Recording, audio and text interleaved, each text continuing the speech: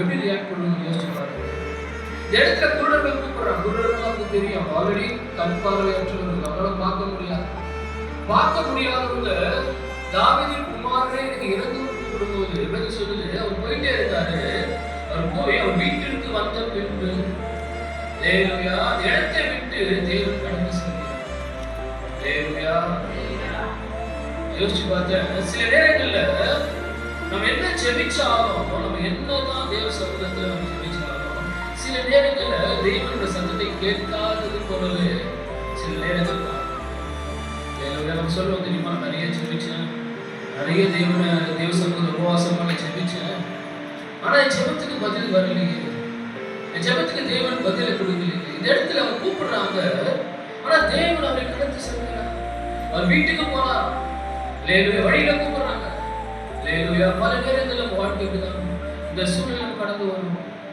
எத்தனையோ நேரத்துல நம்ம கூப்பிடும் போது நமக்கு கேள்வி கண்டிப்பா எழும்.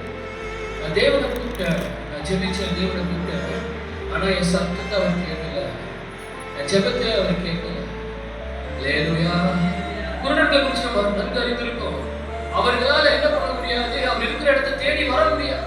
பட் ஸ்டில் அடுத்த வசனத்தை படிச்சீங்கன்னா, அவர் வீட்டுக்கு வந்த பின்பு அந்த குருடர் அவரிடத்தில் வந்தார்.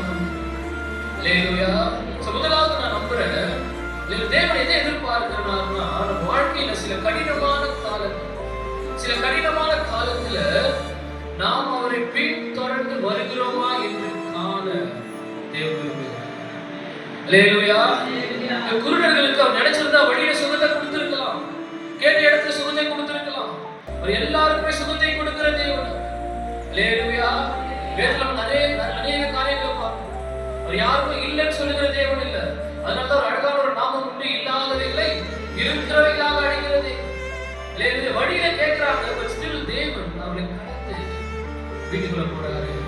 நான் சொல்ற பல நேரங்கள்ல நம்ம ஜெபத்துக்கு தேவன் பதிலை கொடுக்க தாமதித்தாலும் நாம் அவரை பின்தொடர்ந்து வர வேண்டும் என்று எதிர்பார்க்கிறோம். பின்தொடர்ந்து வரலாம். ஆனா இன்னைக்கு நம்முடைய வாழ்க்கையில சில கஷ்டங்கள், சில பிரச்சனைகள், சில போராட்டங்கள் வரும் பொழுது அநேக நேரங்கள் அவர் பின்தொடர முடியல. அவர் பின்தொடர்ந்து அவர் இருக்கிற இடத்தை தேடி போக முடியல. ஒரு சின்ன பிரச்சனைகள் வந்தா, ஒரு சின்ன கஷ்டங்கள் வந்தா, ஒரு சின்ன வியாதி வந்தா, ஒரு சின்ன போராட்டம் வந்துச்சுன்னா, முதல்ல எதை கட் பண்ணுவோம் தெரியுமா? தேவ சமூகத்தை கட் பண்ணுவோம், ஜெபிக்கிறத கட் பண்ணுவோம், ஆலயத்துக்கு வரதை கட் பண்ணுவோம். ஆனா இந்த இடத்துல நம்ம நல்லா கவனிச்சீங்கன்னா, அந்த குருடர்கள் வழியில கூப்பிடுறாங்க, பட் வழியில தேவன் நிக்கல. தேவன் கடந்து போறாரு. ஆனாலும் அந்த குருடர்கள் நான் கூப்பிட்டு அவருக்கு செவி கொடுக்கலன்னு சொல்லி முறுமுறுக்காம, அவர் மேல குறை சொல்லாம, அவர் இருக்கிற வீட்டிற்குள்ளாய் அவரை தேடி குருடர்கள் போறாங்க. பேசின வார்த்தையை நான் சொல்றேன். வாழ்க்கையில் எந்த சூழ்நிலை, என்ன கஷ்டங்கள் வந்தாலும் நாம் அவரை பின்தொடர வேண்டும் என்று தேவன் எதிர்பார்க்கிறார்.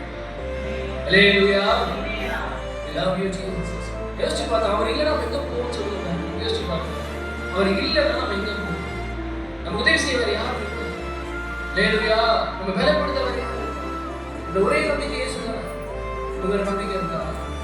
இருக்கிற ஒரே நம்பிக்கை இயேசுதான். அப்ப தேவ பிள்ளைகள் என்ன செய்யணுமா? அந்த குருடர்களை போல சில காலங்கள் தேவனுக்கு பதிலை தராதது போல காணப்பட்டாலும், சில நேரங்கள் நம்முடைய ஜெபங்கள் கேட்கப்படாதது போல காணப்பட்டாலும், ஒரு நாளும் தேவனை பின் தொடர்கிறது விட்டுவிடவே